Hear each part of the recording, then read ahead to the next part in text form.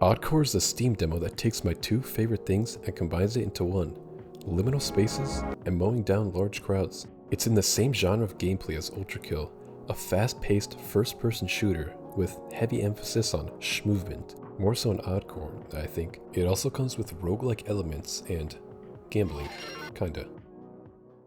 So since this game is a demo, there really isn't much story yet. The tutorial and game description give you pretty much everything, story-wise. Well, looks like you were chosen to be his janitor. Here's the rundown of the job.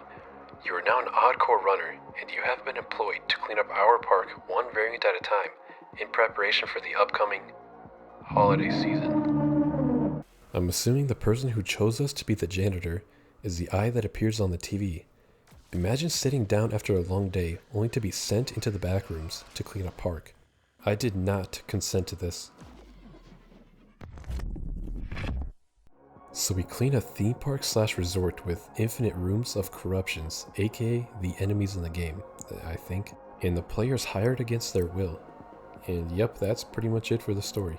You can get notes throughout the game, but I don't know if I'm stupid, which I probably am, or if there's no way to view them, because I could not find any way to actually see the notes I collected, and the wiki does not help. It's in its very early stages, so there's almost no info in this game. You eventually get an Oddman, which is a very subtle nod to the Sony Walkman. It allows you to traverse the Oddcore rooms and eject out of them. And yes, it plays music. Creep, bro. Oh man. You can use 2 gadgets at a time, which are your abilities. The description of these are so unserious. I'm gonna go through all the gadgets real quick. There's Slide, which gives you a huge slide when on the ground. The key to schmovement in this game is to jump at the end of your slide to get huge height. Dash is like Slide, but shorter, and can be used in midair. It damages enemies as well. A grapple hook for grappling purposes, of course. Repulse is to get away, it actually just pushes enemies away. Down thrust is like a slam that damages enemies. Rocket boots gives you a few seconds of flight. Teddy bomb is just the monkey from Black Ops 2 Zombies. And pull is like a roadhog hook. There are only 4 main weapons in Oddcore.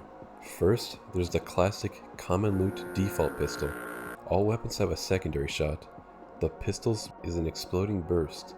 It's not the best, but it's not the worst. The shotgun, which I personally think is the best weapon in the game, is a double barrel, so that means you get 2 powerful shots. Later in the game, you can increase the amount of shots before needing to reload, and it looks like this.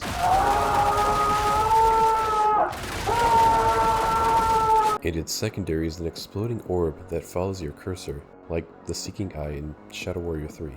The SMG is a fast-firing, slow-damage weapon with a secondary that ricochets on walls, then explodes. The SMG is bad. Don't use it.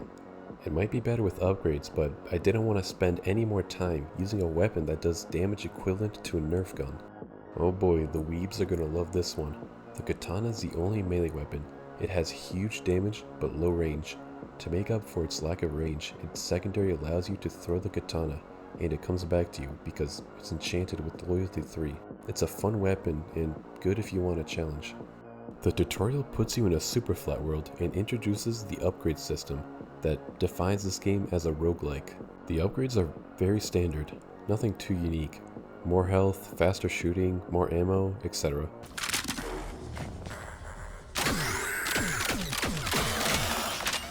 I don't know who or what that guy is, but we'll get back to him later. So the main gimmick in this game is souls. You get souls by killing corruptions, and you can choose to use your souls to heal a small amount of health while in a level, or use them to buy upgrades. You have a 5-minute timer that constantly ticks down while playing, but you can add 30 seconds to that timer at the cost of 1 soul. At first I hated this mechanic, but eventually it kinda grew on me. You have to spend souls to open a portal to enter the area where the slot machine and timer are, and it makes the game pretty fast paced. Some levels remove your ability to use souls entirely, so be sure to refill your timer often. Instead of healing with souls themselves, which give little health, try to heal at the upgrade station. Of course, a Dreamcore game wouldn't be complete without some liminal and weird settings. There are so many unique levels in this game. Some are references to popular internet photos or aesthetics, and some are just the backrooms. Sometimes after a level is completed, you'll have a corruption inbound event where another wave of enemies will come. This time, them being scary PNGs, kind of like Nextbots. They're super fast but have very little health. Plus, they jump when you do, so it's very difficult to avoid them. Your odd man is disabled, so you can't heal or escape to get more time, so make sure to keep your time filled. Just like in real life, in Oddcore, you can get taxed, specifically on the slots. There is a way to reset your tax level though.